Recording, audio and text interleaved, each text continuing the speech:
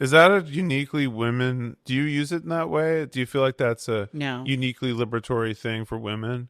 Is to like, I don't have to ask some man for help so he can like chortle and then like get off on knowing more than Oh. me about I make something? it a professional and personal goal not to ask men for help, but I don't use the AI for that. I just use pure stubbornness and intelligence. I decide that I'm right, and then I proceed from there.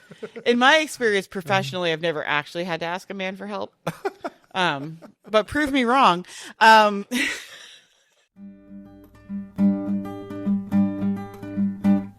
You tear down the house, then you put up the rent.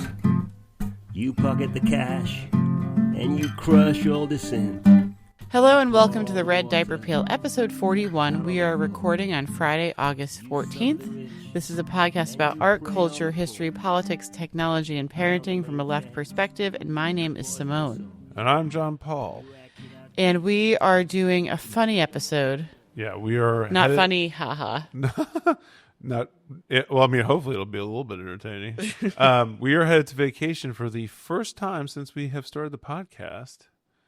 And Really? Is that true? that is true. That's depressing. And because of that, we're gonna get one in the Hopper. hopper Chamber. early. So we're assuming there'll be no news between now and when this comes out early next week. And instead of having any news, we're going to do a fun little feminist theory one. Imagine Simone running around college 50 years ago. 150 years ago. 150 years ago, lecturing her male professors on why the syllabus is actually part of rape culture and rolling her eyes at all of the would-be male suitors and writing her little essays. So take us back, Simone, too, and tell us about the feminist theories. Well, so I did get my feminist theory a reader second edition book out this this evening. It's incredibly dog-eared and has little slim post-it notes in there. It's so cute. Yeah. I loved this class. I loved this class. I can't remember if I read a single book the entire time I was in college. Oh, I read everything that was assigned. I know you did. And I made notes on all of that. I don't know how I had so much time. I was so young and had so much energy. Anyways, and could just read. I could read hard things. So I'm reading this. I'm like trying to find as a thing to do, and I'm like, oh, this kit's too hard. This can't clear. I have no idea what this means. I read 3 paragraphs. Like, what is any of this saying? I don't know what this means. I don't know. So I was going to bring us back to a Cyborg Manifesto by Donna Haraway because I was like, well, clearly, if we do a Cyborg Manifesto, we can talk about politics and culture and technology, and that's like an art. That's like most of our tagline. Right. There's the only thing missing is there's the phallic mother, so that's parenting. Parenting's in here. So I was like, okay, we'll do this, and then I was like, this is too dense. I'm gonna need a shortcut. But I'm gonna have to take a survey course of Freudian and Lacanian philosophy before I can understand this essay. So. I know, no kidding. But there was a particularly easy paragraph that I highlighted this evening that I was like, well, this is really interesting when it comes to our current moment, and it had to do with writing and language, and that being the technology of cyborgs, which I swear will make more sense in a second. Writing in language. No, writing is preeminently the technology of cyborgs, is the quote. Okay. Etched surfaces of the late 20th century cyborg politics is the struggle for language and the struggle against perfect communication, against the one code that translates all meaning perfectly, the central dogma of phallogocentralism. Phallogodemocratic centralism.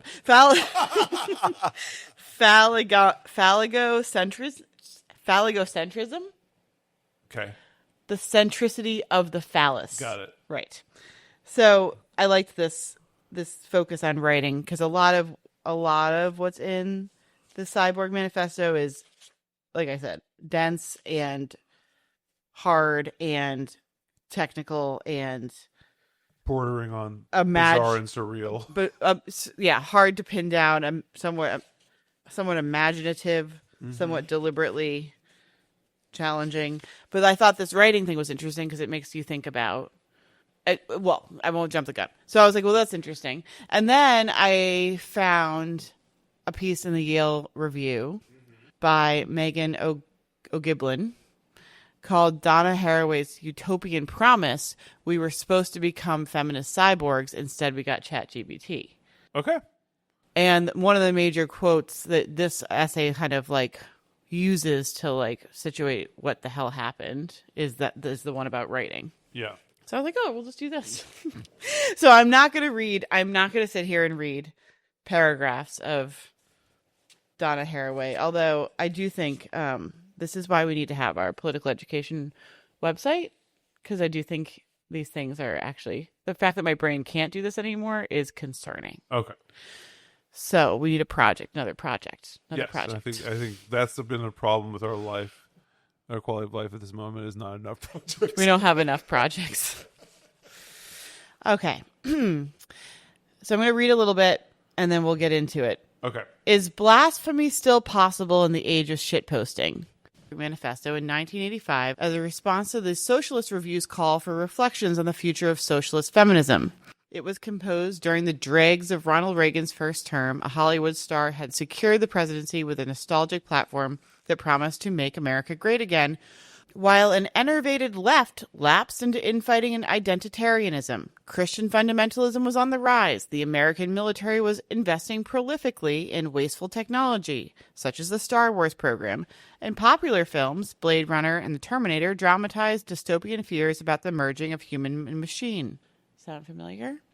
At the time, American feminists tended to see science and technology as tools of patriarchal oppression and often favored sentimental, essentialized connections between women and nature. Those are some fighting words. Into this Earth Mother kumbaya, Haraway brought a new feminist icon, the cyborg. Part human, part machine, Haraway's cyborg was the illegitimate offspring of patriarchal techno-capitalism. Genderless, fragmented, parent-free, socially constructed, and enmeshed in networks of others, a kind of dissembled and reassembled postmodern collective and personal self. The old binaries, human-machine, human-animal, nature-culture, Haraway argued, were no longer relevant, and rather than hoping for a return to some mythical, organic wholeness, it was time to embrace a confusion of boundaries and our joint kinship with animals and machines. This what strikes me about this right out the gate is that the cyborg is also an obsession of Musk's, although obviously he doesn't see it in like a feminist way. He sees it in, I think, more in terms of like, how do you control the human animal now that it's become a cyborg or something like that. But it's like that's like fundamental to like his approach to all of his technology work. Yeah, I think that she is using cyborg as a way to reclaim alternative ways of being in the world. But sort of like, I think it's very deliberate. Like at the time in 1985, I think cyborg being a cyborg or cyborgness was very disruptive and unattainable and strange and dystopic in science fiction. And now cyborg is kind of actually attainable and not that far off. Like the idea that you are augmented by technology, for instance, or that you're wearing technology, or that technology is constantly connected into your world is very real. So I think... I mean, it absolutely is. I mean, the internet is part of the human consciousness now. Right. It just is. Like and she's before that. So I think you have to remember she's giving us these ideas when they're kind of like absurd and unreachable. And so I think she thinks that they're a way. But everyone has anxiety because they can see where this is going. But she finds them I think she's using them as a way to be like, here's an alternate way to like claim yourself. And yeah. Musk is maybe saying here's an alternate way to claim yourself, but it's different. For him, it's very much like in keeping with the tidal wave of technology. Yeah, and perhaps for him as well, it's something liberatory about it. Revolutionary in some ways. I think it is. But the implications, I think, for both of them are very different. I think for him, it's something libertarian-esque and like de-bodying in a way that I think is comforting. Whereas for her, there is a de-bodying here. Let's just go through the list here. Genderless, increasingly. Fragmented, increasingly. Parent-free, I think is really interesting. I guess this is her attempt to like paint. Which I guess what she's doing, she's painting upon the cyborg. She's saying to all the people who are anxious about this, and who are clinging to their womanness, these ideas of natural womanness. Right. Like, there is a thread in feminism, which I think we both are very skeptical of, which is there's an essential nature to the feminine that is like divine and is directly tied to the giving birth aspect of womanhood, and therefore like it's a fundamentally pre-modern, pre-technological essence. Yeah. And she says, no. You're not going to find liberation and like trying to reassert the centrality of like these essentialist ideas. Instead, what you're going to find is you're going to be free of all this bullshit. And the cyborg is whether you like it or not, maybe the cyborg is going to be the avenue to that. So like I said, genderless, fragmented, parent-free, which is to say, I guess, escaping the Oedipal story and all this gender trauma. Or also potentially escaping like the capitalist nuclear family. Sure. Right. Yeah. Right. The patriarch and the patriarchy and maybe the isolation of the and, family of a family from village or community, right? Mm-hmm. Socially constructed, which is, I guess, to say not a construction of like necessities of survival in nature or something like that. Mm-hmm. Enmeshed in networks of others, definitely true. And then this is a quote, a kind of disassembled and reassembled postmodern collective and personal self. And I think this is... Well, that's what happened to identity throughout the 20th century, is this sort of like constant reassembling of what needed to give people identity for the society to function, right? You get the various modern identities. And if she's writing in the 80s, you're talking about this like second modernity of identity, which is basically a consumer. Mm-hmm. But, it's been like Frankenstein monstered into some bizarro identity that has nothing to do with what traditionally gave people identities. Trades, the village you came from, whether you made shoes or not, your gender. Haraway was trying to invite people into imagining alternative ways of being and coding one's existence in the world. And she was using the cyborg as the way to do that. Yeah. And now, we're jumping ahead to what this author is going to say. But now, like 40 years later, we're kind of in the cyborg land. And did this utopia materialize? Yeah.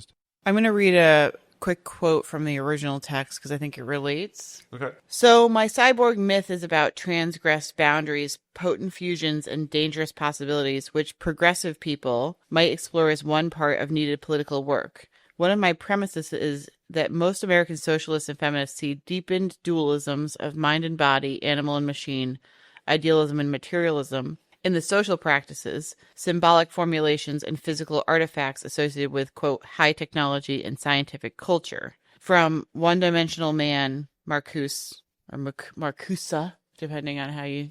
Okay. Which circles you run in. Got it. To the Death of Nature, Merchant, 1980, the analytical resources developed by progressives have insisted on the necessary domination of techniques and recalled us to an imagined organic body to integrate our resistance. Another of my premises is that the need for unity of people trying to resist worldwide intensification of domination has never been more acute, but a slightly perverse shift of perspective might better enable us to contest for meanings, as well as for other forms of power and pleasure in technologically mediated societies. Now, I will first say, aren't you glad we're not making this entire text our artifact? Because you have to probably go back and listen to that at 0.5 speed. But I think this is her invitation, I think, to progressive thinkers in the 80s, which is like, rather than sinking back into like, what is natural and how do we resist technology? What if you allow the spaces that emerge in technology-mediated societies to... What I think she's saying is that there's technology makes obvious meaning-making in society. When you're coding something, you are meaning-making. You're saying this equals this. And when this becomes a central part of your society, when that's very explicit versus implicit versus natural versus organic, you have a lot more opportunity to recode it or to blow it up. Yeah. And I think that's the invitation. It's this, like, the justification of what is natural, which is usually not even the case, is a construction that is like, right. It claims for itself like what is natural, and this sort of points out the role of like human agency in this stuff is like you're actually making the meaning, you're not inheriting it, right, in an extremely explicit way. So there's like what is natural, and then there's like what is how the society runs. It's like it's kind of natural, it's kind of socially constructed, but we don't talk about the coding. And then she's kind of saying like the coding is what happens if all of this is like extremely explicit. Do you actually get more creativity or runway or control or agency, or do you not? The essay drew on chimeras of all kind, hermaphrodites, conjoined twins, Frankenstein's monster, to represent the double vision Haraway saw as crucial to resistance. Communications technologies were a system of domination, but because they're composed of information or text, they are more fluid and rewritable than the old industrial technologies and can be exploited and subverted to feminist ends. There's a dialectic for you. Haraway leveraged the tropes of science fiction to imagine a utopian future of biohacking and self-determination. Biotechnologies that allowed for synthetic replication rather than organic reproduction, hybrid bodies that blurred the boundary between animal and machines. Genetic engineering had recast our understanding of bodies. Organisms were essentially information processing systems that could be edited at will. Both machine and human were coded texts through which we engage in the play of writing and reading the world. She wrote, and the cyborg represented, the self-feminists must code. I mean, I'll just say this feels very eerie in the world of like wearable technology, surveillance capitalism, and large language models in a way that it wasn't eerie when I read it 156 years ago. Look at it on the other side. I mean, as a Marxist who has been strongly in favor of the rights of trans people to like bounce around genders and edit their body as much as they want without being pearl clutchy about, well, what is natural and what are you giving up by like engaging in this, like, I get to decide. Actually, there is this like preciousness to this natural is ought fallacy stuff that runs very strongly, I think, through a lot of Marxists, unfortunately, which I think is completely unjustified. And I gave the example in something I wrote, which was along the lines of like, if the collective decides that testosterone levels in men are too high and is causing problems, the collective has every right to sort of be like, let's tweak that, right? And that is in essence like this is just another avenue for the will of the collective to express itself by overriding like evolution produced a lot of bad things. Do you know anything about the penis of a duck? I do. Tell us about that. It's pointy, so it's a screw. It comes when you can't, basically pulling away from it hurts you. No, it's actually, that's the cat. Oh, that's the cat penis. That's the cat. Oh, sorry, I have the penises mixed up. You have the penises mixed up. I have the torture penises mixed up. Can you describe the duck penis, so please? Ducks are gang rapists. Oh. That's their evolutionary preferred method of reproduction. And the duck penis is a corkscrew spiral, and the female vagina is corkscrewed the other way. And this is because there is a evolutionary war between her genitalia and his to make it possible for her to avoid impregnation. There's like all these ways that the sperm can basically get lost, and the duck's vagina or whatever they have. I don't know if they have vagina or whatever they have. I mean, it's just a vagina. Whatever. Is it not a vagina? Oh, because an egg comes out of it? It's a bird, so I don't know. Whatever they've got. It's all like a bunch of dead ends and like weird screw. It's like very difficult. And that it gives her why is this? Is because all of the male ducks want to pass on their genes, and the woman wants to select the best genes possible for her offspring so they have the optimal chance to survive, because she wants to also pass on her genes through her children. So there's this biological war going on between the two. This is nothing to worship. God bless that duck lady. God bless that duck lady. And fuck that Drake. Well, which I find is a useful thing to say often. Fuck Drake. They're both victims of the very incidental but very powerful fact that genes that are wanting to push themselves forward tend to survive, and genes that are indifferent to their reproduction tend to die out. There's nothing about that that's worth celebrating, in my opinion. Like we should really strip that back and say the cyborg gives us an opportunity to I don't think we should romanticize it. I do think that the sort of will to live and survive is not something we're going to get around, and not something we should get around. I think that can be celebrated. I mean, we have no choice. Yeah. I mean, I'm not. I think at base, all politics is about survival of the self and the collective as a way of the survival of the self. But what I'm saying is, like, the evolutionary drive to make sure that your genes over all other genes pass on is not one to celebrate. Like, reproduction is not about, I will literally destroy millions to make sure that my kids have a chance of having kids. So I'm just consulting Donna Haraway's helpful table, because she has the part of her original essay has this sort of table of the informatics of domination, where she has like sort of the old words and the new words. So what she says about these are simultaneously material and ideological. The dichotomies may be expressed in the following chart of transitions from the comfortable old hierarchical dominations to the scary new networks I have called the informatics of domination.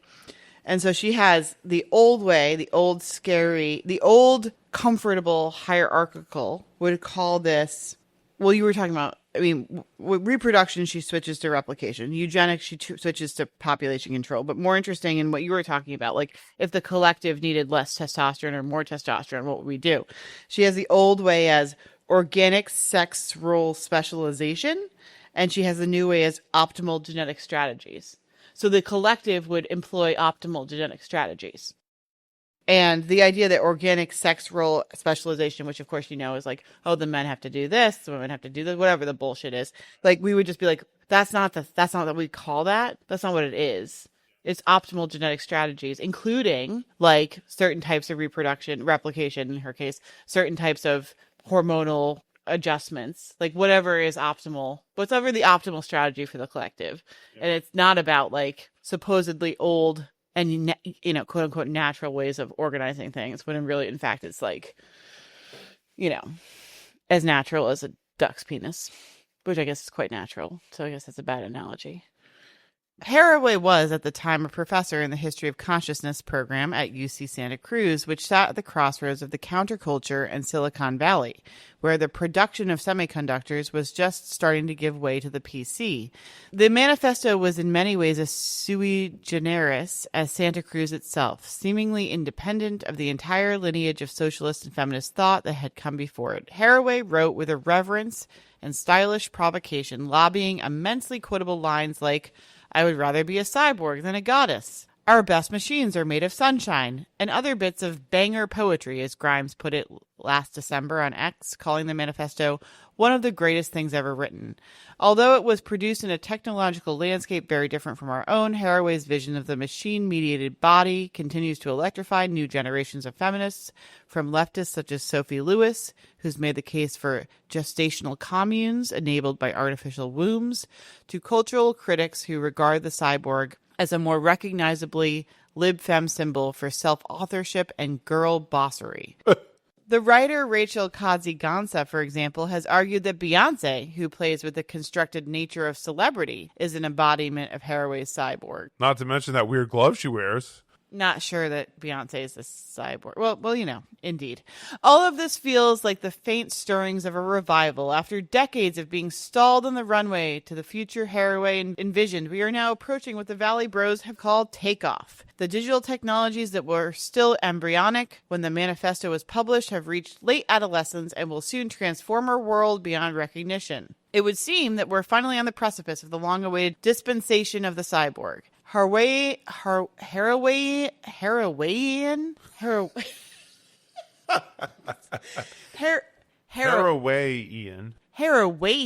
feminists who know their way around GitHub should by rights be poised to seize the master's tools and vibe code their ways to liberation. So why doesn't it feel that way? Because there's a giant psyop against AI to keep progressive people from using it. Oh yeah, so only right-wing assholes use it. If only the we're using AI, we'd be cyborged up. Yep, I'm sticking to it. I'm tripling down. I could point to the political disappointments of recent years, the assaults on reproductive rights and transgender healthcare that have dashed what was arguably the most promising fulfillment of Haraway's vision of feminism rooted in technological self-determination. It seems absurd to talk about artificial wombs when more than 200 million people worldwide do not have access to contraceptives. That's true. Mm-hmm. I would cite the much-touted gender gap in AI usage compared with men, women in the same roles are 22% points less likely to use AI products at work. And as Jean-Paul points out, the libs aren't using it at all. Yeah, not to mention the staunchly... The libs are using it. The libs are using it. The staunch leftists, I think, are not. And if only they were. Yeah, God only knows. We could have created our communist god state already just by vibe coding it.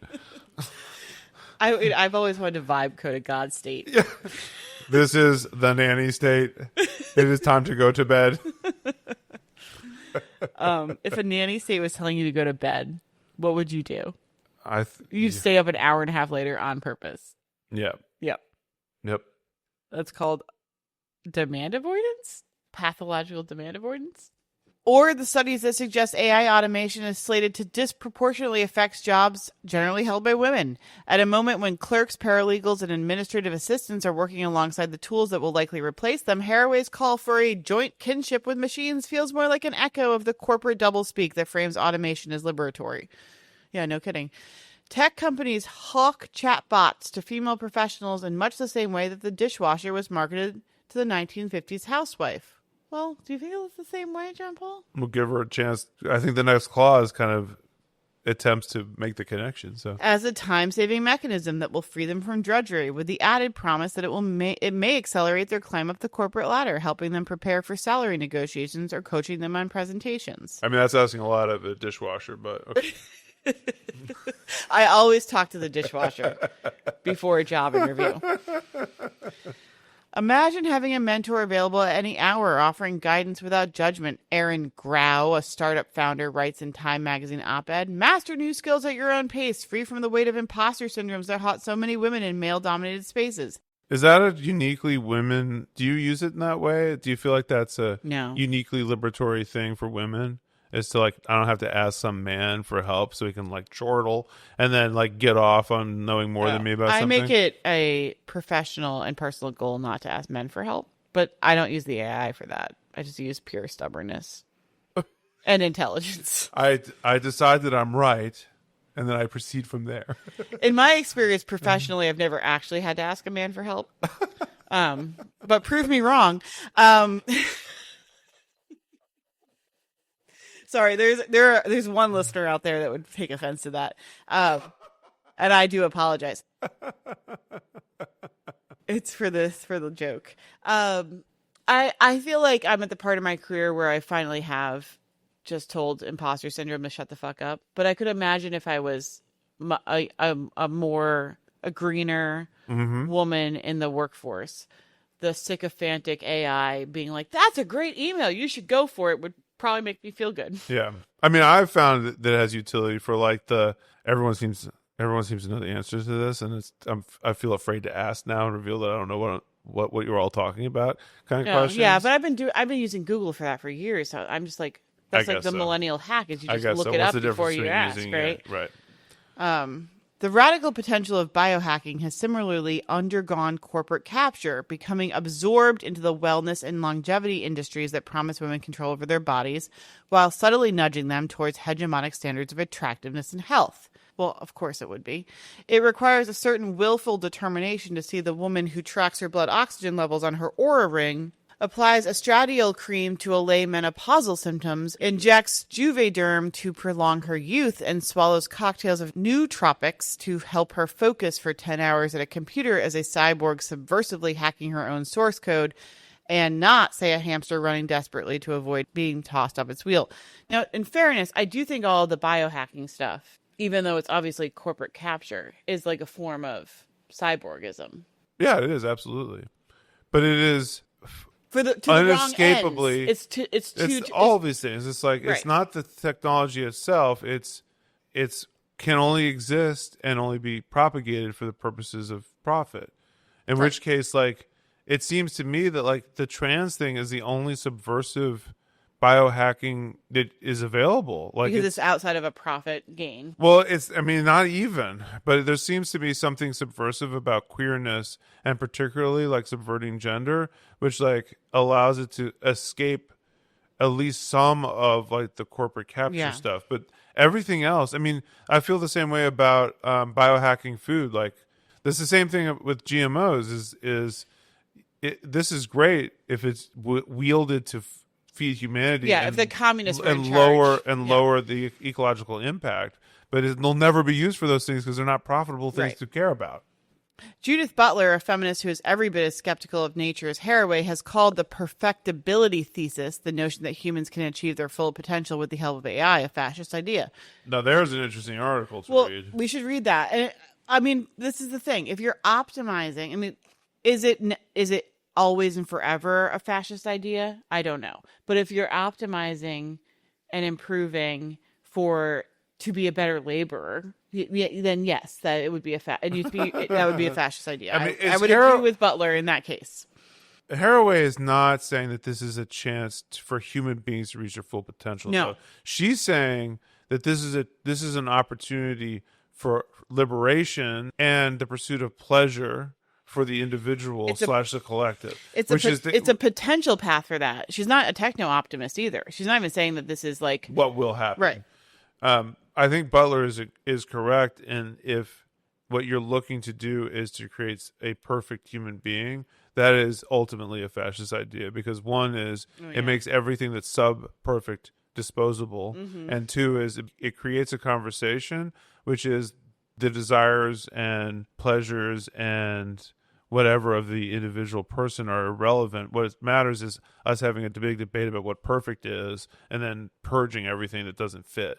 So I agree with Butler without having read what they said about any of this, but I think that's a misrepresentation of what Haraway was hoping for. Yeah, I don't even know that this was not what she was saying. I don't know that Butler was criticizing Haraway as much as this author brought Butler in. Haraway ends her essay with, "It is not just the science and technology or possible means of great human satisfaction, as well as a matrix of complex dominations. Cyborg imagery can suggest a way out of the maze of dualism in which we have explained our bodies and our tools to ourselves. This is a dream not of a common language, but of a powerful infidel heteroglossia. It is an imagination of feminists speaking in tongues to strike fear into the circuits of super savers of the new right. It means both building and destroying machines, identities, categories, relationships, and space stories." So she's sort of just saying this is like it's a potential playground for these things. A complicated playground where I'm not even making any promises, but like y'all should check it. You should look into it. I'm glad you're here to explain what that meant, because I have no idea. Play it back, John Paul. You grab at the land with both of your hands, but candles will burn and time will reveal all that you've done and the money you steal. The suffering you're causing gives you no pause for thought. You've got your claws in the dead summer's heart. Birds will return, as the birds always do. When they come home to roost, they'll feast on you. The Harawayan cyborg was revolutionary because it reappropriated to feminist purposes a monster whose mingling of metal and flesh posed a truly horrific specter of body horror during the late Cold War. 4 decades later, this icon has entirely lost its disruptive power.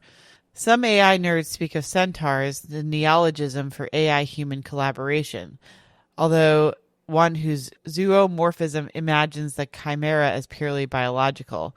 But generative AI poses a more profound ontological blur, one in which the boundary between the organic and the synthetic cannot be playfully transgressed because it's practically invisible.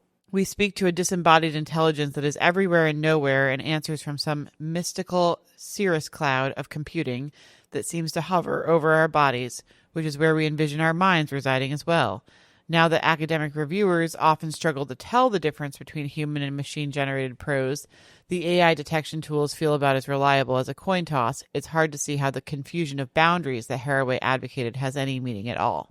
This is not a very satisfying answer, I think, to why the cyborg as a aspiration doesn't feel as liberatory in practice as Haraway imagined. I don't think it has to do you have to have an appreciation for what it means to have your intelligence and your consciousness augmented by an AI that doesn't have physical presence in your life. I don't think that's really the point. I think the point is that these things are a lot less in your control than would allow them to be wielded for your own personal benefit is more the point. There's no, you don't need to have an AI live in the cloud and all the compute be in the cloud, but it's sort of immaterial to the nature of the cyborg, the locus, the physical locus of the compute. It's more to do with how it's integrating with you as basically as well as it can, as well as technology allows today. The problem is that you're not very much in control of it, I think. Okay, let me keep going because I think it helps. Okay. The monster that best captures the current nature of human-machine hybrids is the Wraith, a creature that isn't impeded by barriers and that serves as an uncanny double of real people. The possibility that your body and voice can be given a ghostly second life against your will in the form of sexualized deepfakes or revenge porn is arguably the true technological horror of our time. I can't say that's the true technological horror of our time.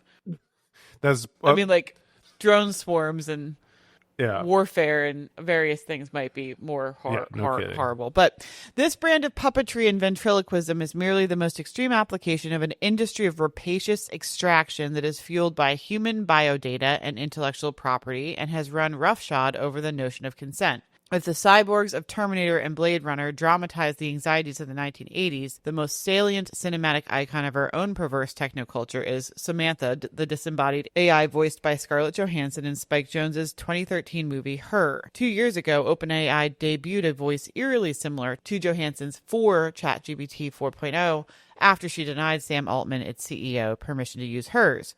Altman was reportedly obsessed with the film, a fantasy about a newly separated man who falls in love with the immaterial Samantha, who is capable of bestowing pure, inexhaustible female attention, unhindered by all the things, work, emotional exhaustion, intellectual interests that preoccupy the lives of actual women. Okay, so first of all, there's a lot happening. That's not what the movie's about. I remember hating it, but that's all I remember. I mean, it is universally considered to be a really great movie and a partner movie to Lost in Translation, which is Sofia Coppola's movie about her relationship with Jones. So they're each part of this couple that split made a movie about the experience. I hate both those movies. Yeah, well, they're universally loved, so of course you hate them. But the whole point of Her is that the AI is not able to live up to the fantasy. It is unable to be. It's the depth and breadth of its world is basically too large for the male character to have any place in it, and she disappears on him. And so I'm not sure what to make of that. Although I think maybe the early part of the film, you can see how that could become a fantasy for somebody like Altman without really considering the actual point of the film. Maybe his attention span didn't allow him to get through the film. Yeah, no kidding. I think there's a lot. There's paragraphs a little bit everywhere, but I think what's the most interesting part is describing the industry of rapacious extraction that is fueled by human biodata and intellectual property. To me, that is an apt description of what we're dealing with. Yes, it is. It's kind of buried in there, but that is That's right. And I wonder if Haraway, you would know and I will not know, did she anticipate that much of the value within the technologies that humans would be conjoining would come from human intellectual property and biodata? Because I don't think that's an obvious thing for someone who's talking about cyborgs in 1985, but it is a very unnerving part of this. I don't think she directly anticipated that. And I think one of the criticisms or challenges of the manifesto itself is that it's pretty vague when it comes to the actual. She's not a techno-futurist, right? She's not actually making predictions about technology so much as and how it will actually work. She's more talking about like what its effect on like human relationships. Yeah. Or like, I do think that she's very aware though of like language and meaning can be captured and co-opted. Like I think the informatics of domination that she has in this piece talk about like how language and meaning can be like rendered into code, and like that code is potentially ownable and manipulatable by powerful forces.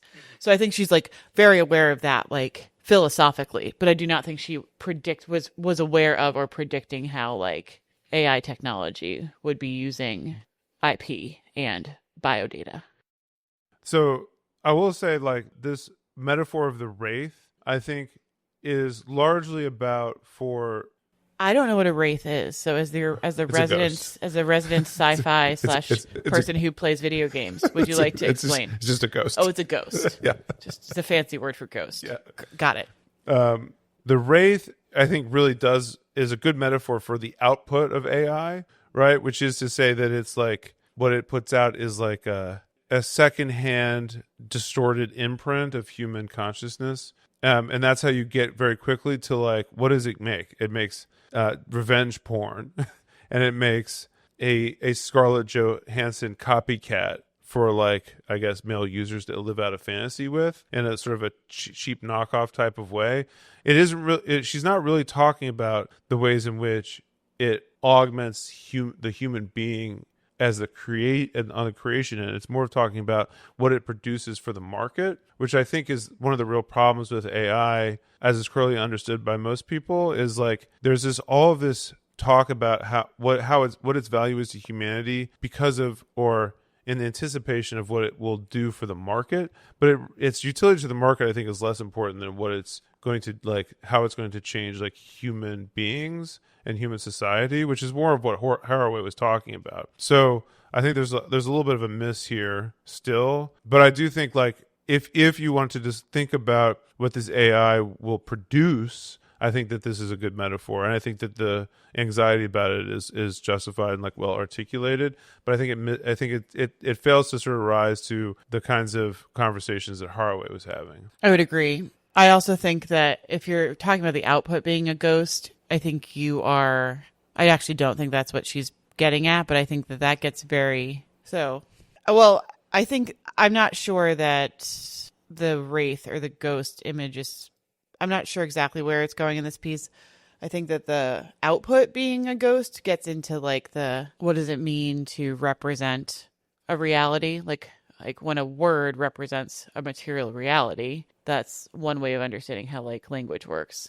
But then there's people, and Haraway's included, and so is Baudrillard, who is a sociologist and philosopher that Haraway was kind of in conversation with, that gets at like like in modern society you end up with copies of the copy, and then and then suddenly your copy or your signifier of the thing is farther and farther removed from the actual thing. So eventually you end up with like a ghost. Yeah. And I think AIs absolutely are creating that. Yes, that is. Especially when they start talking to one do. another, or especially when their own slop is part of their own training data, you end up with something that's. Yeah, that's a huge problem. Is increasingly the total body of like replicatable text will be generated by AI, so they'll be training themselves inadvertently. So it's like a really bad photocopy one after the other. But the other thing too is like they can't help but put their thumb on the scale for the thing's understanding of reality, right? Because they have a vested interest in it not perfectly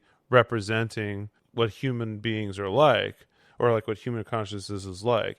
And in both directions, like, Anthropic doesn't want to make a racist AI, and Elon Musk very much wants to make a racist AI. So they're both going to have like a predisposition, which is man-made for like marketing and public image and market reasons, and has less to do with an actual like engagement with the human being as it is. So. Yeah.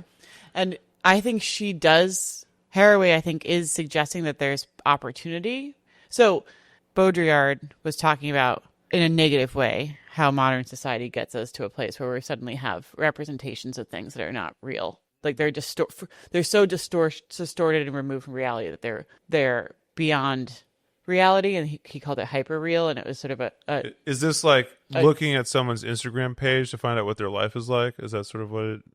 Well, I think that's a version of that. I mean, he was writing prior to Instagram, obviously, but I mean, like, is that an example well, yeah, of like what? Like that would be like that's him anticipating like how depressed you get when you were. That's a distortion of reality. And then if like all those Instagram images are actually becoming training data for an LLM, and then the LLM's producing Instagram handles and content, and then we're consuming that. Then that stuff ends up being that's the ultimate hyper real. That's the simulacrum. That's the ultimate, like taking the signifier so far away from the signified that you have something different. Yeah. Now, you'd almost need this. You almost need like people to volunteer to have it watch their entire lives, 24 hours a day for months on end, for it to have a real understanding. Like I'm thinking about it now, but like the AI can't possibly understand what people are like because no one is going to represent their true life. Right. Well, think about what it's trained on. Yeah. I know. It's like it must think like wow, the Canterbury Tales is real. Yeah. Or like that's how I know that lived. people poop, but I have no idea like what that actually is like in any meaningful way. So her very first thing on her chart is representation becomes simulation. So she's actually encouraging this like shift into like, well, what if everything is like a simulation of reality? And because for her, there's an opportunity space there. That's where you get the cyborg promise. Which is to say that like, you're going to tell me that you're freaked out about the simulation because it's not real. And I'm here to tell you. It's never been real. It's never been real. And also, fuck that. So what? Yeah, real's not that great. Yeah. I'm supposed to be impressed by what's real. Have you seen what's real? What is there to be impressed with? Yeah. Well, so let's see what O'Gieblyn does with this, because she's clearly, I don't know if she'll reconcile this. Okay. The spectral nature of AI is most insidious when it comes to the human labor that invisibly buttresses these commercial tools. Quote, ghost work has become the catch-all for the tasks done by gig workers behind the scenes to make AI appear autonomous, from contract laborers in the global south who are paid $2 an hour to label AI training data to skilled freelancers from North America who work from home as data annotators. As a 2024 New York Times profile of 3 women who'd taken on this side hustle, a fiction writer, a graduate student, and a flight attendant on unpaid maternity leave, featured a tagline about, quote, the human work of teaching AI, along with a photo of the mom reading to her toddler, as though to suggest that the synthetic intelligence she was training was an equal beneficiary of her nurturing capacities. Haraway understood that the very technologies that break down traditional power structures also enable new forms of exploitation and control, what she called the informatics of domination. She saw that these technologies would help create a labor market in which jobs were increasingly precarious, hours were fluid, benefits were no longer guaranteed, and work flowed in and out of the home. She called this, borrowing from the economist Richard Gordon, the quote, homework economy, and she predicted... That's how it feels! It feels like homework! Holy shit. That's so appropriate. Sounds like you have to read Richard Gordon. Yeah. And she predicted that the decentralization of labor would make traditional modes of organizing much harder. A fact borne out in an AI industry where shadowy subcontractors employ gig workers across the world who have little contact with one another. Again. So here's the actual economic reality behind these technologies. Right. And she's, again, focused mostly on, because we live in a capitalist society, these things can only be valued and understood in terms of what they can produce for the markets and how they can produce profit for investors. So I don't blame her for focusing on this, but I think... O'Gieblyn or Haraway? O'Gieblyn. Yes. Haraway, I think, is much more focused on what... Yeah. Life is like for that human who now lives in a homework economy, who is necessarily conjoined to machines for survival, which is not the same thing as like, what is this thing that's making stuff for the market? But I do, granted that point once again, this all sounds right to me. Yeah, especially when you're talking about like the technology exists and is shaping our home economies for the good of the market.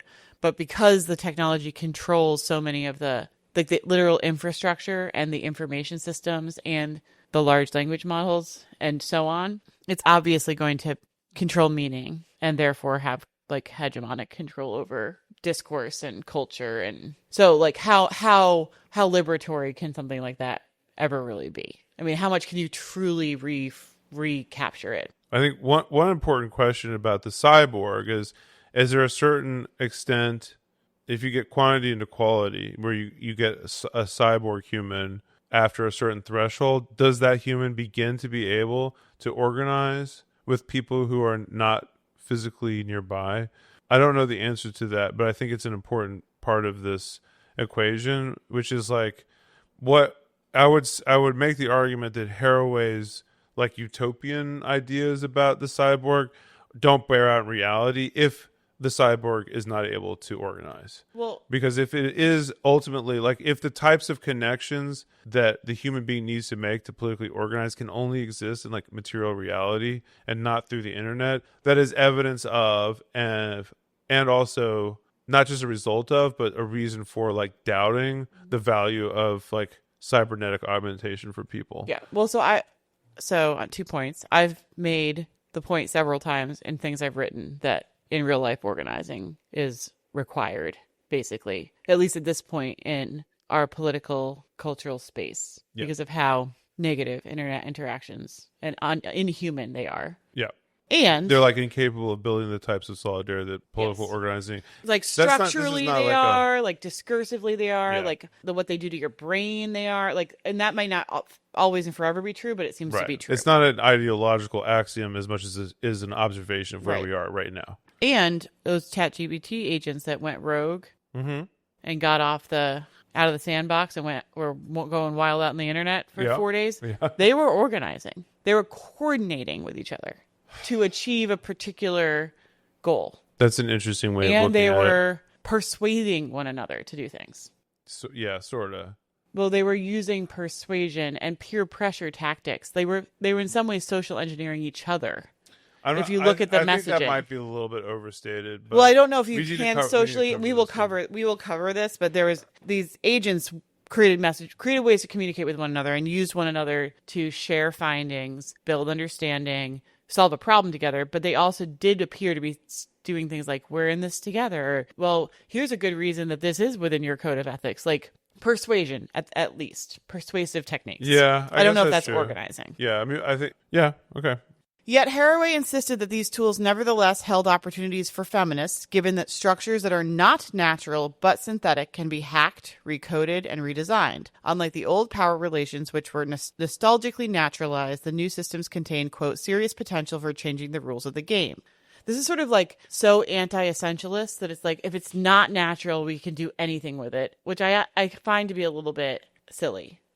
Like you have to have an internal struggle with your own idealism about the natural. I don't have idealism about the natural. I feel you can take the natural and fuck with it as much as you want, and just as much as the synthetic. Like it's almost giving too much power, like essentialist power to the natural, that it can't be messed with just as much as, the synthetic can be messed with. No.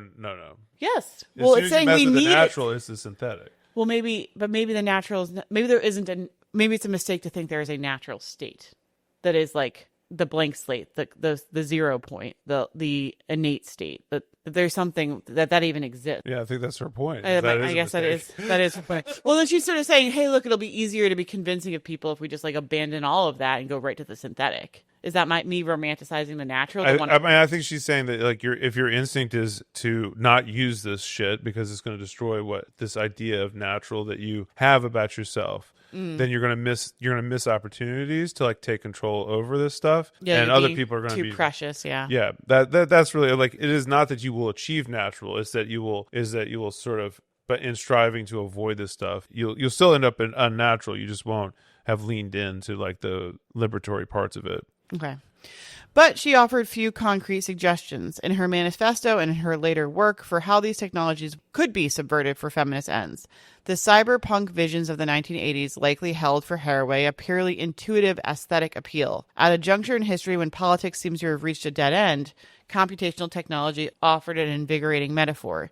It was malleable, porous, and rife with possibility. As Haraway memorably puts it in her manifesto, quote, "Our machines are disturbingly lively, and we ourselves are frighteningly inert." One can hardly blame Haraway for not anticipating, amid the merry anarchy of the 1980s hacker culture, just how lively those machines would become and how opaque the systems that govern them would turn out to be. In lieu of her utopian vision of self-determination, we now live in a world of black box algorithms, proprietary software, and models so impenetrable that the corporations building them have resorted to Gnostic methods of interpretability in order to decipher their inner workings. We are entangled in networks of domination that make it difficult to distinguish input from output, the biological from the artificial, the body from the body double. Given the very real harms embedded in digital spaces mediated by multinational tech corporations, what would it mean to embrace Haraway's cyborg myth of, quote, transgressed boundaries, potent fusions, and dangerous possibilities, and can reprogramming the self be a revolutionary act in the age of Claude Code? So she wasn't predicting that these things would be obviously owned by like corporate tech and somewhat opaque and somewhat black box. She was not paying attention. Yeah, that I think is a fair point, which is like, did you really think that these things would be created outside the market?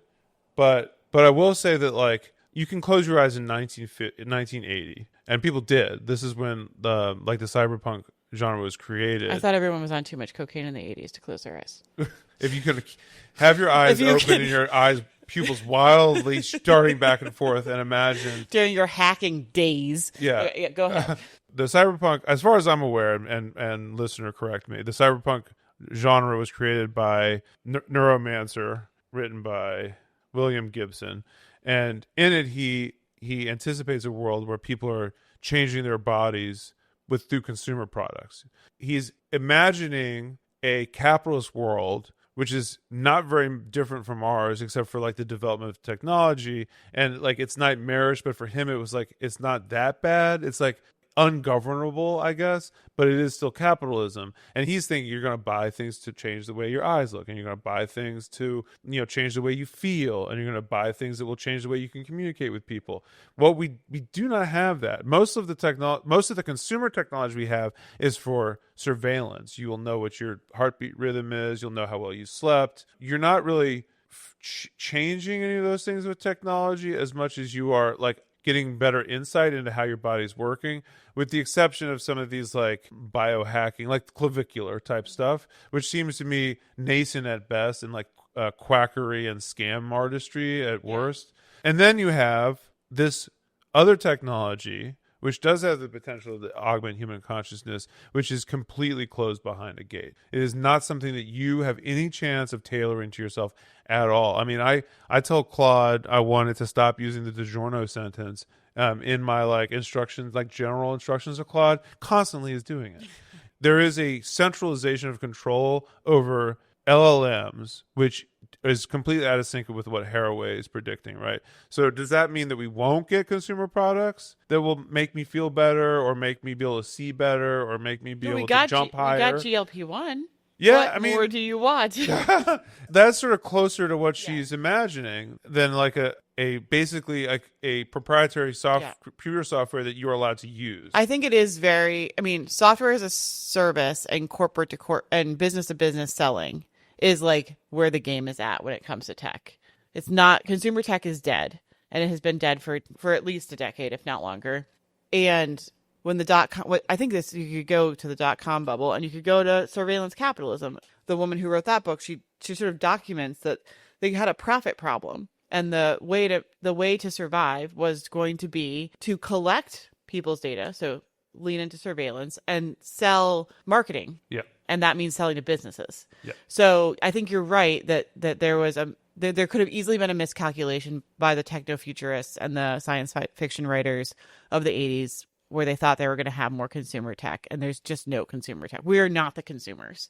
No, that's right. I think that's the switch from like there's a consumer-based economy to like a secondary, like shadow information trade. Yeah, we're the organic material and the intellectual material that fuel it, and that is the true dystopia. Yeah, that's right. And we have no agency and control. We're not stockholders. We're not on the board, right? We're barely consenting to our, in some cases, not consenting at all to have our data collected, but in other cases, it's like you kind of just have to consent to exist. Yeah. I mean, William Gibson is talking about people in his book whose value to the market, whether it's a black market or a real market, requires huge investments in their own bodies. And not just because they're running around like sword fighting, but also because their like ability to like have a certain relationship with technology requires investment in their bodies, like stuff put into their bodies. None of the products that exist that I can think of increase your utility to the market.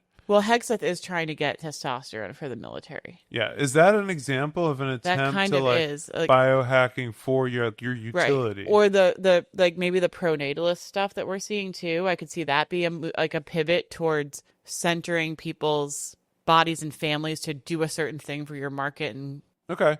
Right. Yeah. Like, okay. So what do you make of people's reaction to the testosterone thing? I mean, certainly not utopian. I mean, the only reaction to the testosterone thing is like it's so extremely bald-faced in its hypocrisy to be able to play around with people's hormones when you want supposedly better soldiers. First of all, it's dumb. Like that's not the way for better. If we want to biohack for better soldiers, like they would get better ideas literally subcontracting with clavicular than doing like Hegseth's testosterone idea. And obviously it's extremely... Clavicular takes testosterone supplements. Well, I'm sure his regimen's more complicated than Hegseth's, though. I mean, probably, but that's one of his one of his main things is the endocrine system of the human is a huge flaw, and there's no reason to trust it. And maybe RFK Jr. has some really good cyborg ideas up his sleeve. I would not put it past him. Mm-hmm. But we're getting like the dumb guy version of it. But I do think that there's a fascist, like it fits with this sort of fascist pro-family, pro-self, pro-nation vibe. Yeah. To improve the body, improve the soldier, improve the childbearer. Oh, right. Yeah. Going back to what we said earlier about Judith Butler, this is the perfectibility thesis. Mm-hmm. It's not I'm purchasing technology for my own sake. It is basically the military pumping me with drugs to make me more perfect for them, which is a fascist idea. I mean, that's what people unnerved. I think people think it's a joke because it's such a stupid guy thing, but it's fascist stupid guy thing. That's what really is a problem.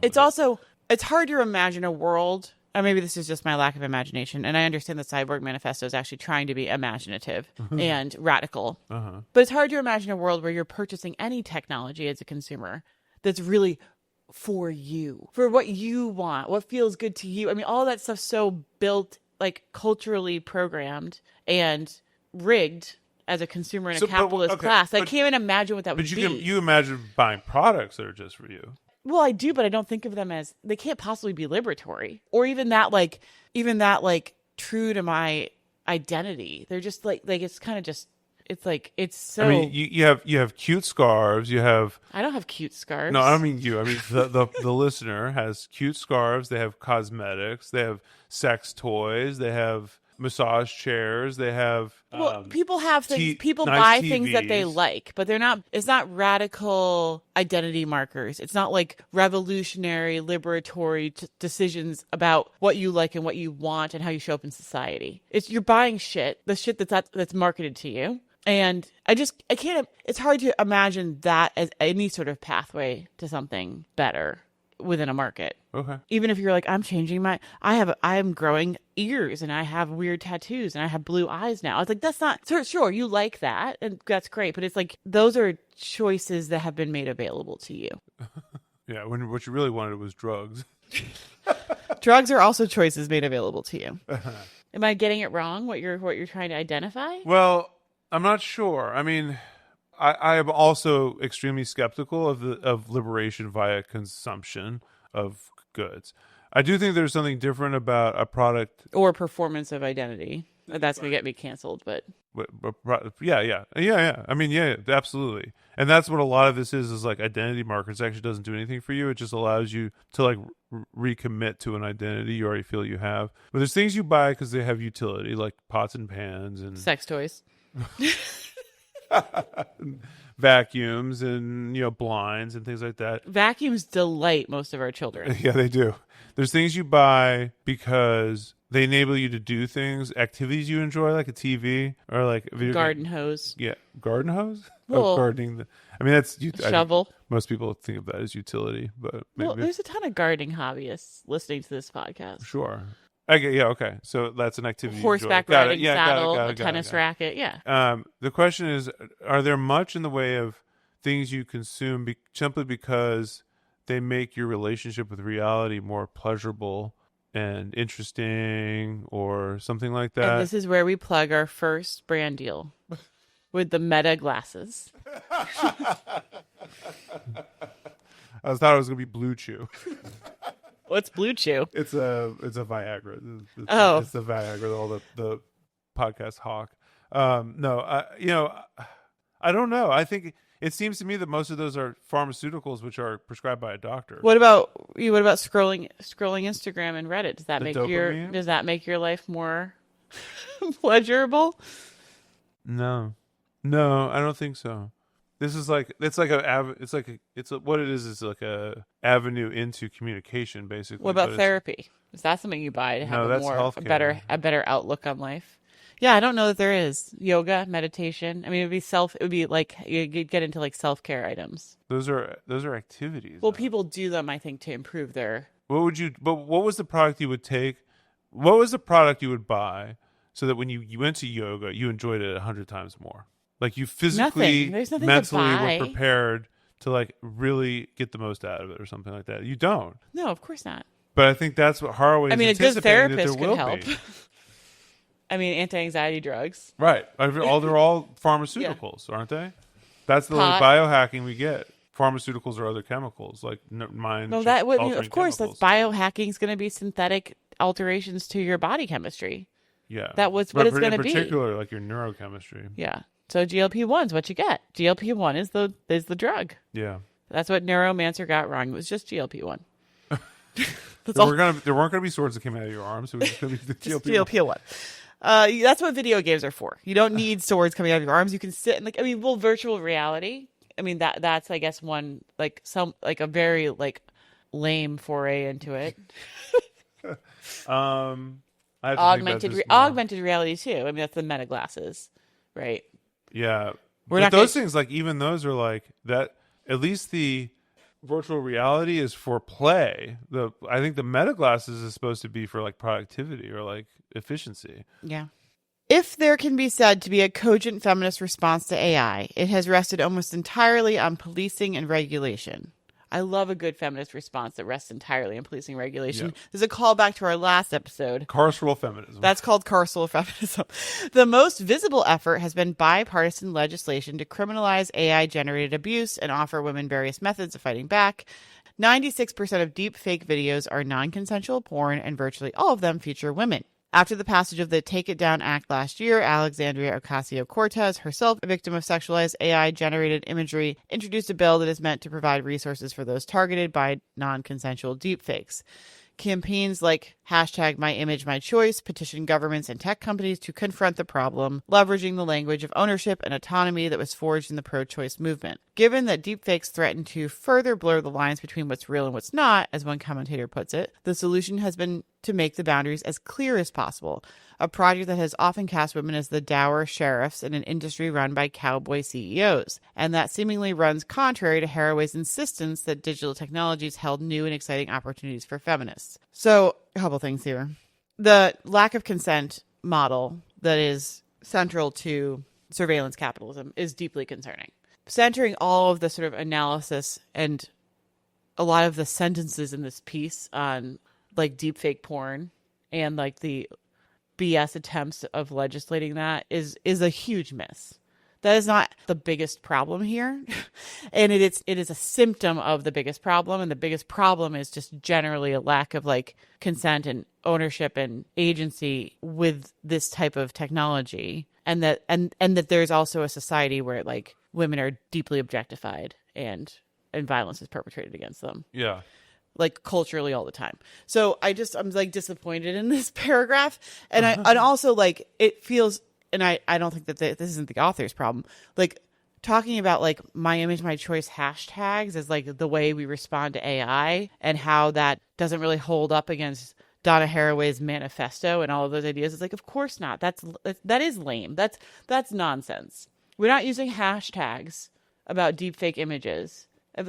If that's all we've got when it comes to how do we interface with this technology, is that we literally police the boundary crossing that she's talking about as being the area where we have to organize and like reassemble and make meaning. Like that's so sad. Yeah. I think she agrees with you kind of. I mean, she's sort of saying it is kind of lame that this is the best we got. That's what we got. It's not all that we got though. She's kind of over.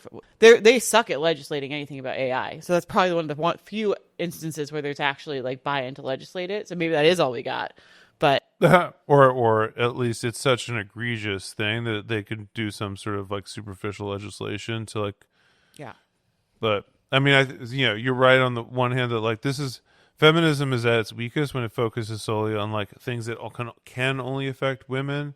Like it is strongest when it's like having a robust argument about consent generally, as opposed to like a hyper focus on consent that affects women especially at the exclusion of other people. Which is why this feels a little lame. It's sort of like it makes it into like a special interest group, which is not really what a feminist critique of AI really should be about fundamentally. But the other thing is like I kind of wonder like if Haraway is like, y'all idiots, lean in to this. They're destroying, like we're dissolving the like sexualization of the female body by dissolving the boundaries between what is real and what is fake. And you all are retarding that effort instead of leaning into it. Like let them completely destroy. I mean, 2 years from now, they'll be jerking off to images which are so non-human, right, that you won't even have to worry about this anymore. Well, not only like it's like, and this is where it's like I don't know my personal comfort with this, but like that's what she's sort of saying. She's like she's saying like if you can't tell the difference between real and fake, then like get on that roller coaster and see where it goes. This is your chance to escape being trapped in a body which is hopelessly sexualized. And if the human body, like the sexualized female body itself, will not be a meaningful thing, right? Like, so stop like protecting it, like let it just sort of dissolve into something else. Yeah, they're gonna be jerking off to like a house with like boobish type things on it. Like, and then it'll be like to continue watching this, please select the grid images that have shutters. Oh my God. I don't know about that. I mean, I'm not as bold as Haraway, I guess, and I don't know if she would even agree with that. But that does feel to me in the spirit of what she was saying. It's like exactly. This is. You don't understand. This technology spells the end of anyone giving a shit whether this image looks like a real person or not. Yeah. And by fighting it, you are making the mistake I'm warning you about, which is to be sort of obsessed with maintaining the boundaries of your body and the world and the cyber, when you should be letting that process like accelerate that process. Don't try. Right. And I guess back. I have issues with letting a techno oligarchy that doesn't care about consent and is just stealing our data accelerate. Like that to me feels like, well, we probably shouldn't do that. True. But I definitely am like, I'm not like we should stop it with hashtags. Well, what would you stop it with? Well, and also I'm kind of excited by this idea where it doesn't everyone. We used to talk about this 15 years ago when it's like, oh my God, we all have social media accounts. How will anyone run for office? Now, not only do we all have social media accounts, but literally you could deep fake anyone onto anything. Right. So suddenly everyone's now freed of this nonsense of anyone can get canceled over dumb images from your 20s. Yeah. Like, do we have like a porn problem and like a sexual violence against women problem? Yeah, probably. But like, is AI accelerating that, or is it just sort of drowning it? Further, or just a mirror nonsense, for it, right? Or it's a mirror, right? Of course, the tendency to take Haraway at face value and imagine houses with boob shapes as the new pornographic content, the very danger that her ironic blasphemy was meant to avoid, has often led to overly literal interpretations of this manifesto. For all her allusions to biotechnologies and prosthesis, she was not particularly enthusiastic about technology itself. The, quote, tools she wanted feminists to seize were stories, and she looked to science fiction primarily as a wellspring of wild, hybrid imagery, where any kind of future was possible. Some of the most memorable and insistently relevant passages of the manifesto are those about language and narrative. Quote, Writing is preeminently the technology of cyborgs, etched surfaces of the late 20th century. Cyborg politics is the struggle for language and the struggle against perfect communication, against the one code that translates all meaning perfectly, the central dogma of phallocentrism. And this is my favorite quote in the piece. And this is what I want to talk about when it comes to large language models. Okay. I mean, writing is fundamental to the replicatable text. I would say even more fundamentally than writing is like the raw material of LLMs. It is. And it comes in the wake of what is almost certainly the largest explosion of it's like a golden age of literacy, which ended with like the TikTok short video. But before that, Twitter, Facebook, Reddit, all of these are text-based. Yeah. Like, this is human beings producing more written content than they ever have and consuming more written content than they ever had before. Now, it's not Shakespeare, but it is like the golden age of like written communication, not verbal communication, which seems to be over now. Yeah. I think there's two things to hold on to in this quote, and I think we can talk about like the raw material of LLMs and what does it mean. Have we actually gotten to a place where exactly what she's saying we can move away from the one code that translates all meaning into a central dogma of phallocentrism? Have we accidentally built that? We can get into that. But I also think the pivot where she's actually saying, I'm not talking about doing this with technology. I'm talking about doing this with language. I'm not talking about doing this like with literal consumer tech or whatever is cool in 35 years. I'm talking about using science fiction, using stories, like discursively doing this. I think that pivot is important, and we should talk about that too. But first, let's go to large language models. So this is back to O'Gieblyn. A struggle for language, a struggle against perfect communication. It's hard to imagine a more urgent challenge for our present moment when language is itself being automated and streamlined. LLMs are designed to make the unwieldy nature of human communication as efficient as possible, an ambition that is starkly at odds with Haraway's cyborg politics, which calls for polluting the channels of information. In a technological order that is designed to avoid friction, resistance logically requires cultivating chaos. Perhaps this might resemble glitch feminism, which writer and curator Legacy Russell has described as a practice of undermining the logic of digital platforms through mutiny in the form of strategic occupation. I love this, by the way. I need to learn more about this. But glitch feminism, she writes, embraces multiple selves and slippage between online and offline performance in order to resist the prescribed logic of the algorithm. Russell is every bit as vague as Haraway when it comes to what feminists should actually do in the world. In a 2020 interview with Bomb magazine, she argued that the virtue of manifestos lies in their ability to extend the collective imagination beyond the limits of existing narratives. Quote, they can be ambitious and wild and experimental. They can set out new rules for things that haven't been built yet. They can make demands that feel impossible, but give us something all to work toward. So I think there is the large language model exists in this dichotomy. It is by its design, and the very nature of it that makes it valuable in a way that engineered chatbots never were, is that it cannot offer you perfect communication. It is simply incapable of aspiring to, quote, that one code that translates all meaning perfectly. It is much more like a human, a bunch of weighted nodes, which will remix it differently every single time you ask it a prompt, and will struggle towards meaning in a different way every time you roll the prompt. I don't agree. However, the market insists that this be corrected. Okay. By saying we need no more hallucinations in this. The most viable LM product is one that has gotten as close as possible to the one code that translates all meaning perfectly. Yep. So there's pressure on it from the market, which is, I guess, phallocentrism.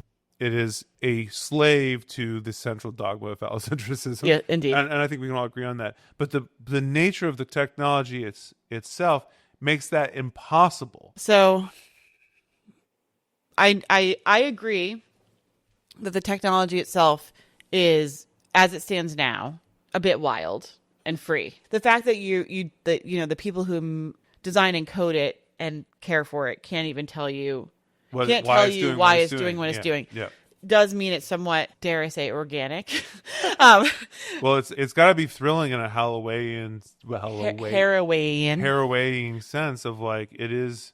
It's cyborg, a rival. It is a rebel. It is So I can buy that a little bit. I do think, though, I have a couple of thoughts on this. I agree that the market actually requires that it not be a rebel, and it requires that it gets more and more to dogmatic, perfect answers. And I believe that one of the reasons it's wilder and freer right now, because it's already like not, because it's already like from a governability and power point of view, the techno oligarchs have all of the cards. So I don't want to get too like romantic about it, but I believe one of the reasons it's wilder and freer right now is because, one, it's early technology that they literally are trying to figure out how to govern and manage it the most efficiently to meet their needs, while also allowing it to like expand the way they need it to, which I think it means that there's like a period of like cowboyness that they're like allowing for. And B, I believe that the market, the consumer, the people like us would not accept at this juncture a product that was overly dogmatic and perhaps a slave to the phallocentrism, or overly like clearly feeding us, manipulated propaganda. And they're buttering us up.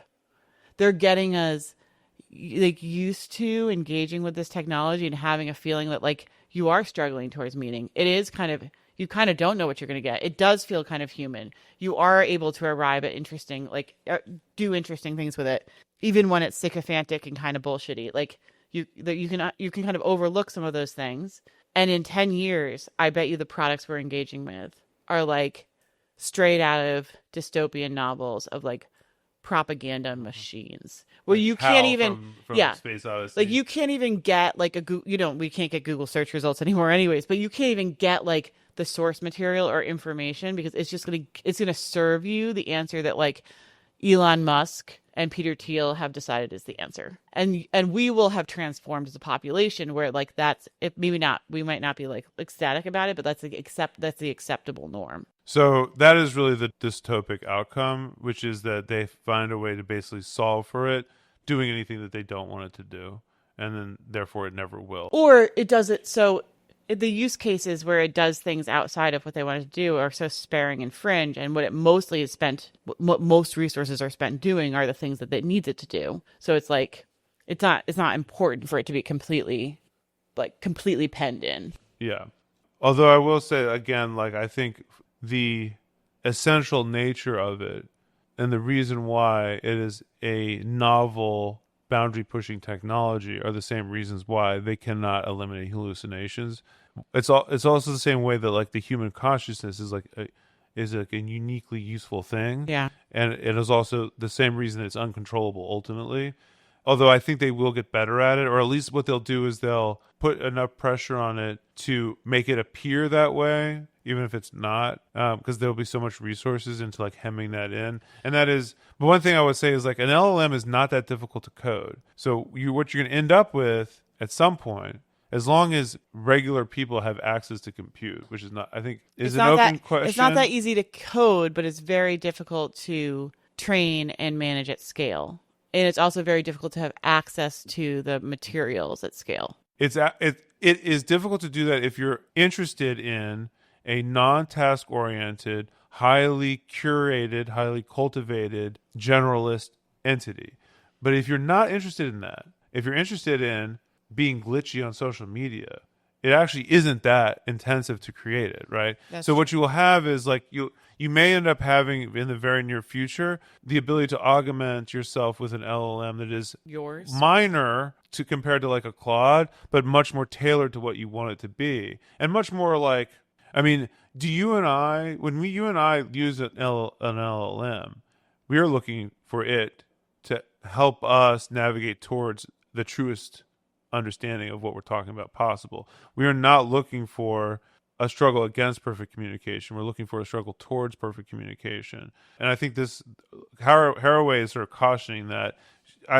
I'm skeptical of her skepticism of grand narratives as a Marxist. And she certainly would see like Marxism as like another slave to the central dogma of phallocentrism. Yes, definitely. Blah, blah, blah, blah, blah. And I think Marxism and Freudism Marxism and psychoanalysis, whatever, blah, blah, blah, were the two pillars to which she was most responding to. Yeah, I think that's true. And I guess if your utopia is a million different voices saying a million different things in a million different imperfect ways, like human beings with their own Claude Jr. is probably pretty close to that. No, so I don't think so. If that's your utopia, large language models are a huge threat to that because they are going to gobble up everything. And then they are going to necessarily like prune and homogenize because that's how they work. Now they're going to do it maybe in a way that will produce useful outcomes for things. And maybe we will live in a world where everyone gets their own mini LLM if they want to. But for like when you say prune and homogenize, are you saying they're going to start taking the internet down? Like you won't be able to get the source material, even if you want it. You're going to have to go through an LLM. Yes, okay. There's that, and that's already happening because the market of the internet is based on clicks and views. And if you're not getting clicks and views, you're not solvent, and you're not getting clicks and views anymore because they're all being stolen by Google's AI. The Reddit stock price is under huge pressure because they don't know if Reddit all what. Like there's so much of what the Gemini believes about the world is from Reddit that people are not going to Reddit. They're just learning about the world. From a content creation and content management and like availability of content, there's a huge risk there. But I'm not even talking about that. I mean, also, and these large language models companies are literally shredding books. But I'm not even talking about that. I'm talking about for these large language models to function, they are neural networks, but they are also pieces of code that have to function efficiently. And it is not efficient to have like endless tendrils of every particular nuance and chaotic thing that they could have picked up on Reddit. Those things that are not useful, quote unquote, not useful, the things that don't help it come up with better answers, the thing that it never has to call upon, those will get pruned out, especially as resources become more and more constrained. So we're in a bubble right now, and apparently resources are not constrained, but they are constrained. They will be constrained. We're going to go off a cliff, and these big companies will have to make very big decisions about what they're pruning. And what they will prune, they're going to prune the training sets. They're going to prune. They need to the reason these things work and produce answers is because it's taking a bunch of inputs and basically creating a homogenized answer. And like, yes, you can like dig at it and get more interesting things, but like that is not the primary use case. So my concern, I don't necessarily believe in Haraway's utopia either of a million people saying a million crazy things. Like we're all just glitch feminizing all over the place. But these are dead ends for that. You're going to take all of humanity's intellectual property and shove it into a black box.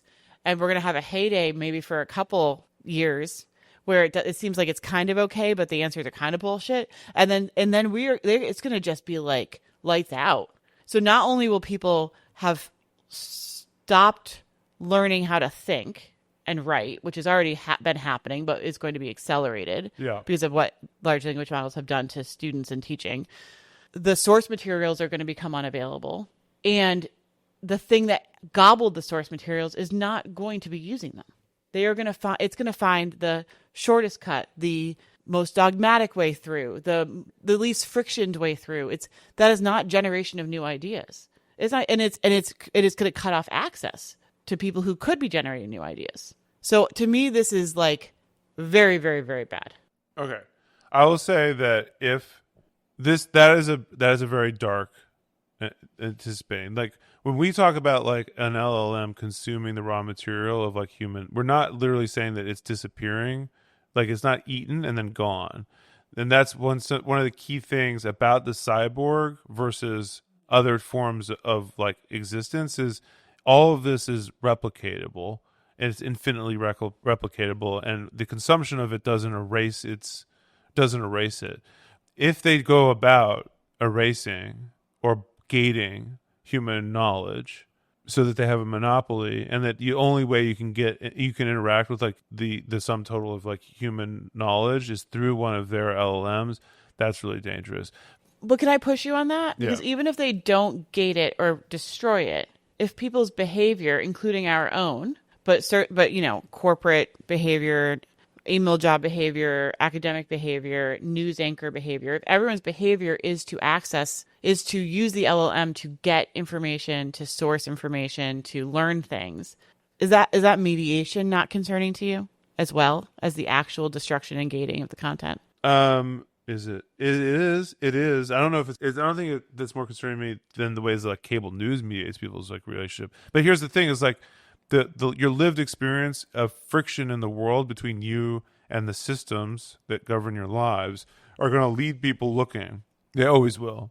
So this is what you're describing as a way of fighting back against people's instinct to rebel against what seems to be life-taking instead of life-giving when they go to work or they try to get like cancer treatments.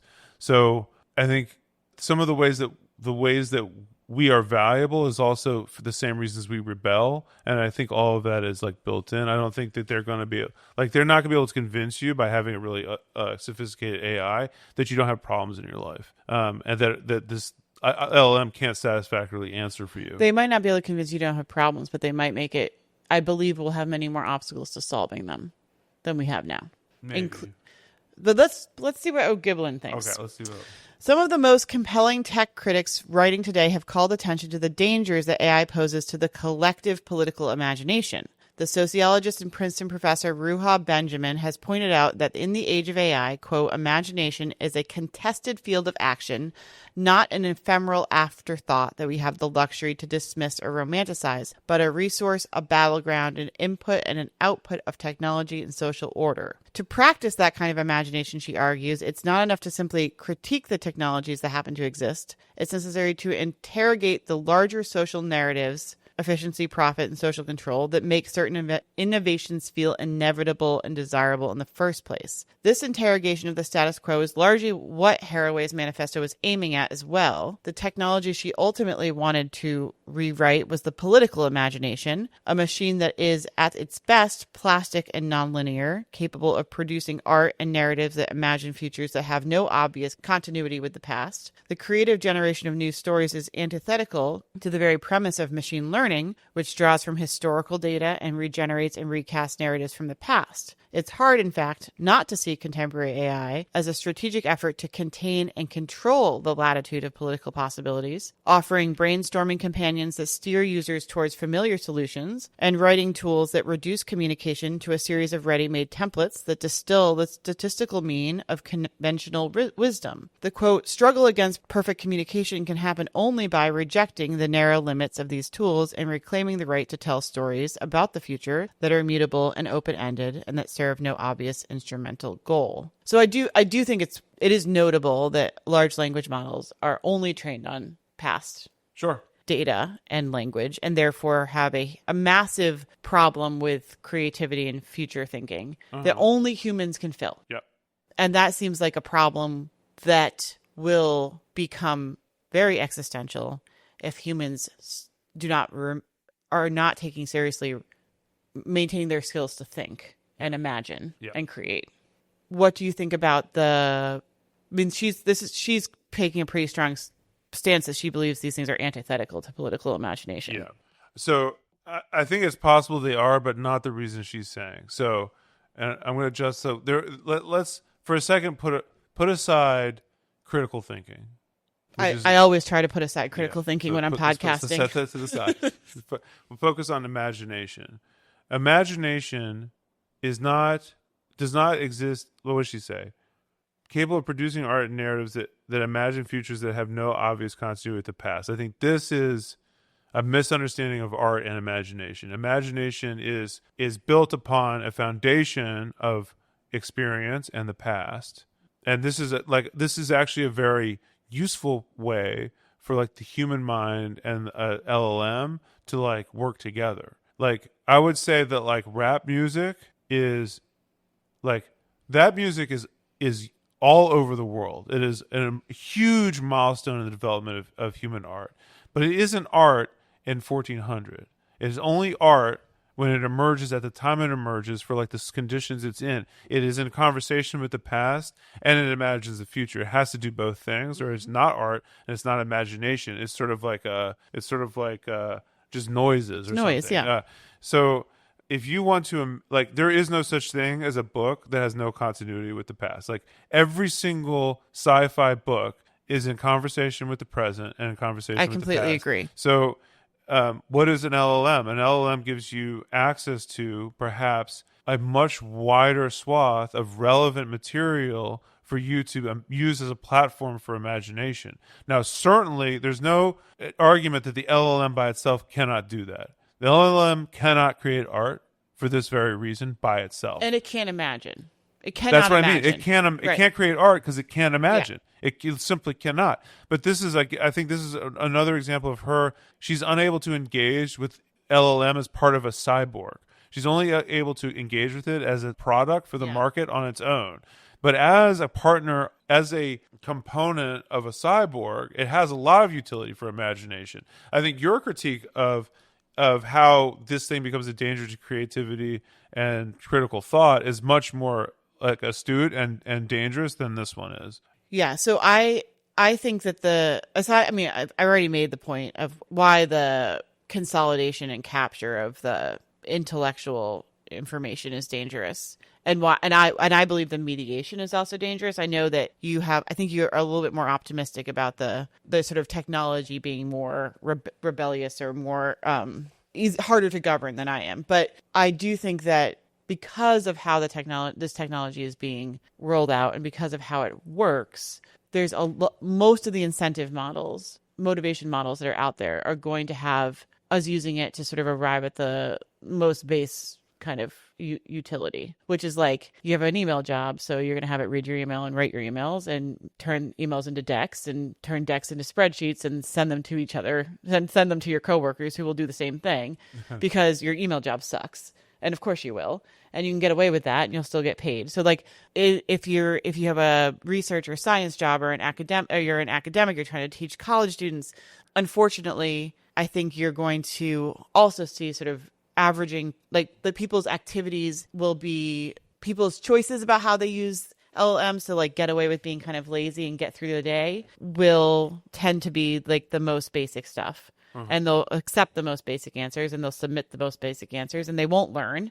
They'll be dead ending themselves from critical thought and creative capacity. Yeah. And so I worry about the population and anything that's, governed by capitalism, like academics or scientific research or, anything, any traded company. The incentive models will all be to do the thing that's the most common, the most average. Like it won't be about chasing outliers. It won't be about creatively solving problems. Like it will be the thing that gets you the most reliably good enough results. So you look good to your boss and your boss looks good to the board and the board buys stocks.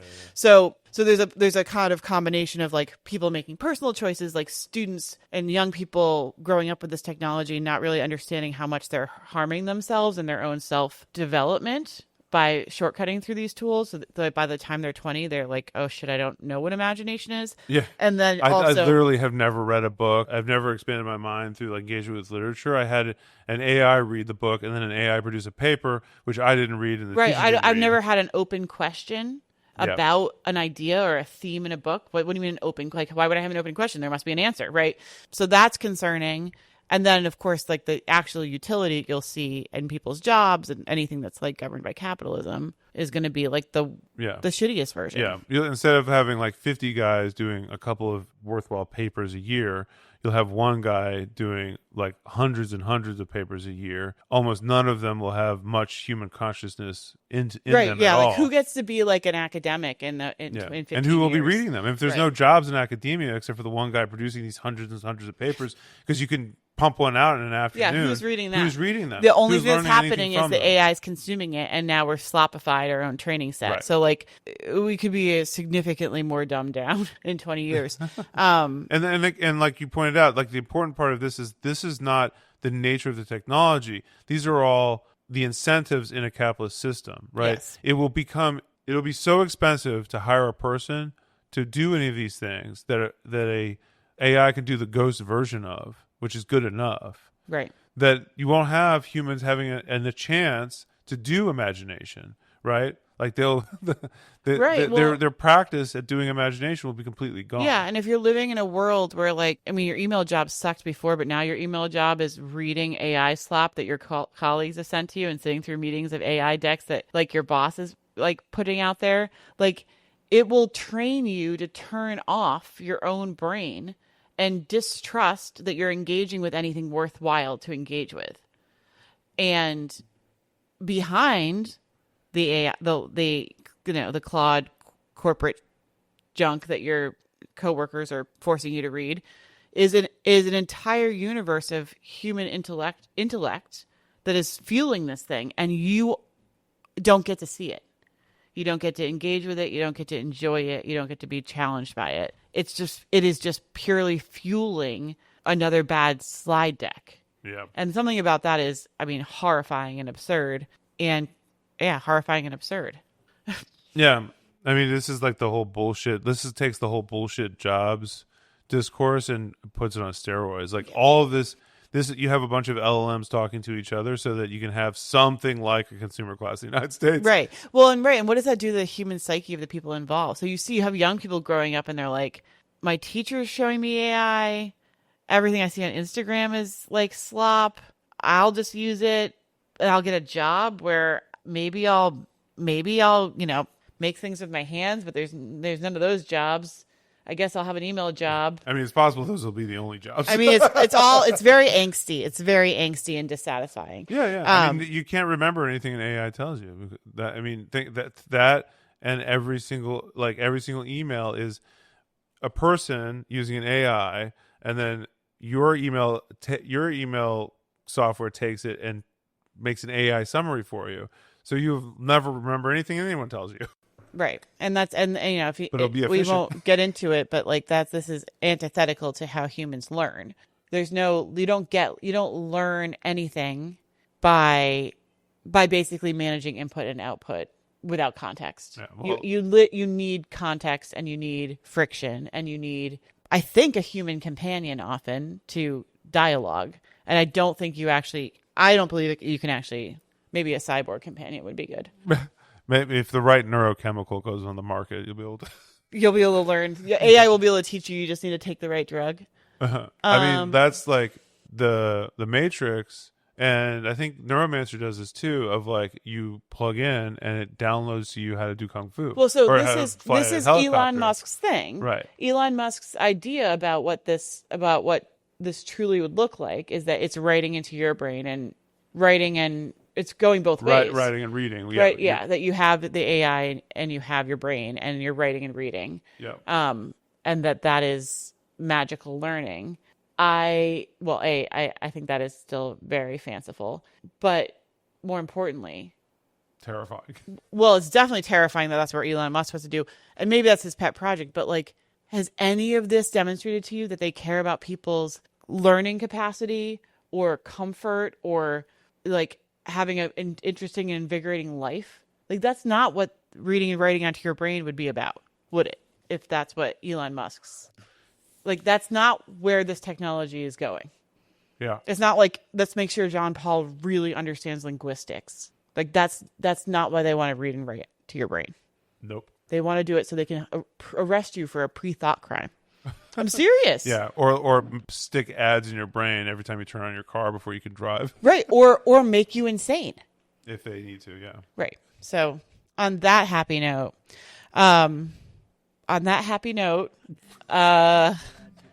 hold on to your butts and get yourself a imagination friend. Yeah, imagination friend for the end of the world. Get yourself an imagination friend for the end of the world that doesn't use Scarlett Johansson's voice. Because that's just fucking creepy. Done and dusted. Your powers will fade as you grow old. You're on the make and you don't do regret. You're always out for what you can get. You think like a snake and you ooze like a snail. Let the trail go cold as you swallow your tail. With your low rent skills and your heart of flint, telling your tales that are unfit to print. You're all weasel words backed up by the boots, obsessed like the rest, with a promise of loot. Your pies will fade as you grow old. Your pies will fade as you grow old. Your pies will fade as you grow old. Your pies will fade as you grow old.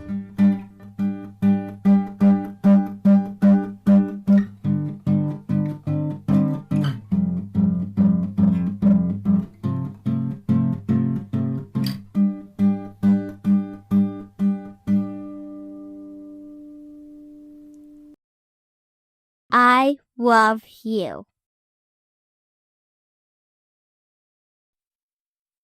A bit is the bit, god damn it. Okay, calm down. Feminist dog. Feminist dog. There's something wrong with your phallus. No kidding.